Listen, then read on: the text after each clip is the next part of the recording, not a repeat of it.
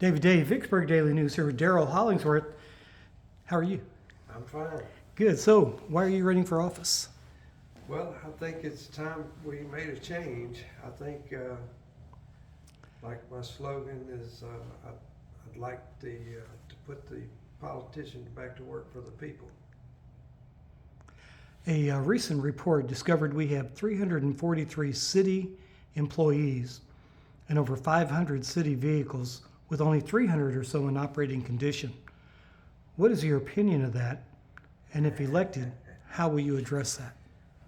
Well, I know that we've given some cars away. I know that they've given a few police cars to Edwards, and but surely they could have been sold. They do belong to the public, and if you sold them for $3,000-4,000 each, that's some money that could go back into the budget. I guess that's my opinion. This is a multi-part question. According to a recent report, the population of Vicksburg is decreasing due to three main reasons: the schools, a lack of housing, and crime, with crime being the main reason. Schools are improving as of last year. What will you do to improve the housing situation? Well, the housing situation, the Mississippi Heritage Trust has a meeting scheduled already this year they're trying to get the young professionals in, and they're trying to explain how the tax credits work and how the tax credits would benefit the young professionals. They all have incomes, and they could take advantage of the federal tax credits. They could roll them forward 10 years. That's number one. Number two is we have, if you get out in the neighborhoods, we have hundreds of houses that are vacant, boarded up, and other places in the country have taken an approach where the city partnered with a bank or banks, and then partnered with nonprofits, and the nonprofit would go in and buy the house, redo the house to where, if it had good bones, of course, but redo the house where that house can be sold to some young person that would like to. It's a way to build the neighborhoods back. I think that's something that we definitely need to look at. I think it's a viable option for us because we have a ton of them. Excellent. And then the second part of that question is, what will you do to reduce crime? Crime? Most of our crime is 18 to 24 years old. If you remember, we did away with our youth programs 12 years ago. We need those youth programs reinstated. We are now seeing the results of doing away with the youth programs. Let's get the youth programs back instated. Let's build on love between people instead of what the young people hear is mostly gang related. Let's put some real people in the mix with them to give them a perspective. I hope that makes sense. Would you support an across-the-board $15,000 a year increase for non-ranked officers? And if so, how will you pay for it? That's a good question. We have a $34 million budget, and $20 million of it is salaries. So, but we have to have more officers. There's no doubt.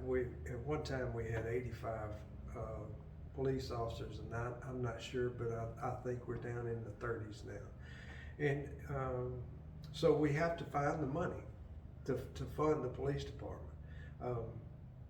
And we have to do it fairly. We have to, not only police officers, but our first responders, our fire department, our emergency, those people need to be paid well. They are our lifeline. The mayor and aldermen in Vicksburg are among the highest paid in the state. If elected, will you support an immediate 50% reduction in pay for the mayor and aldermen and an elimination of support staff to one administrator for all three? Absolutely, but remember, I only have one vote. There is a push among the citizenry to change our form of government to a council city manager form of government. Changing to that form of government will remove the power from politicians to a professional city manager. Will you support a change of that nature, and if elected, will you work to change to that form of government? Yes, absolutely. I think what we have is ridiculous. 2 votes. We're spending $34 million based on 2 votes. We need a better way to manage this city. Very good. The street committee is saying that the Ward 2 alderman is not going to be reelected because he is nothing but Mayor Flagg's yes man. If elected, are you planning on becoming the mayor's new yes man? Oh, absolutely not, and I think he knows that. I think anybody that knows me knows that I'm not a yes man. This election is for Ward 1, and Ward 1 has many needs. I mean, we've got mudslides, we've got dilapidated roads. There's all kind of problems. There's still some water lines in this area that are still lead-based water lines. We've gotten a grant to get rid of them, but we haven't done the work as of yet. It's still something that needs to be done. We need to. So my focus has been the last 20 years downtown. Downtown is now at a point where it can stand on its own. Now I want to go to Ward 1, and I want to make the whole ward beautiful, and that's from Sky Farm all the way to Waltersville. I want to make it beautiful. I want to instill pride. I want every community to feel safe. And until we reach that point, we are ready for a change. What else do the voters need to hear from you? That I care, I think. We have these absentee landlords that own different apartments here in town. And it's the poor apartments. And I have toured those apartments. And there's some of them that they can't even turn their water off. Their water is running constantly. You would think the landlord would fix it, but they don't. And then you come into these single mothers that have families, and their house is as neat as it can be, but they don't have beds for the kids to sleep on. They're sleeping on pallets in the floor. This is I don't think the rest of I don't think that I think there's a need that a lot of people don't see. We don't see it, and it goes unnoticed, and we have to fix it. Gerald, thank you for coming by today.